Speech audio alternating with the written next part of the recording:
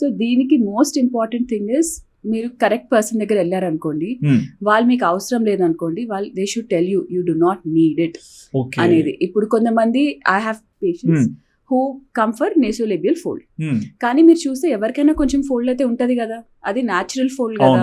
So మనం పెద్దగా అయ్యే కొద్దీ ఆ ఫోల్డ్ డీప్ అవుతుంది. So that makes me look old.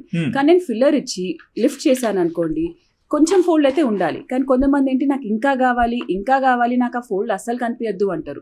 So నేను అంత ఓవర్ ఫిల్ చేశాను అనుకోండి, ఆబ్వియస్లీ హనుమాన్ ఫేస్ లాగా అయిపోతుంది, right? So you should always know how much to use and how much not to use.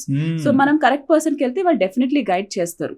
Okay, అంటే ఎక్కువగా సోషల్ మీడియాలో చూసింటాము, కొంతమందిని మేము ఇంటర్వ్యూ చేసినప్పుడు కొన్ని టాపిక్స్ వింటుంటాం కదా మేడం. దాంట్లో ఎక్కువగా నాకు తెలిసి అంటే lip filler disasters, Botox gone wrong అనేది ఎక్కువ వింటాం, ఇలాంటివి చూస్తుంటాం. ఇవి దేనికి ఎక్కువ జరుగుతుంటాయి? సో లిప్ ఫిల్లర్ తో ఏమవుతుంది అంటే, మనం లిప్ ఫిల్లర్ చేసినప్పుడు లిప్ చాలా వాస్కులర్ ఏరియా. సో మనం ఒక ప్రిక్ ఇచ్చినా యూజువలీ స్వెల్లింగ్ అనేది ఎక్కువ వస్తుంది. సో ఫస్ట్ 3-4 days ఎవరికి లిప్ ఫిల్లర్ ఇచ్చినా కూడా, తక్కువ ఇచ్చినా కూడా, క్వాలిఫైడ్ పర్సన్ ఇచ్చినా కూడా, దిల్ ఫీల్ పెద్దగా అయిపోయింది అని స్ట్రెస్ వస్తుంది, right? But over a period of 1 week, it naturally settles. This is the natural process.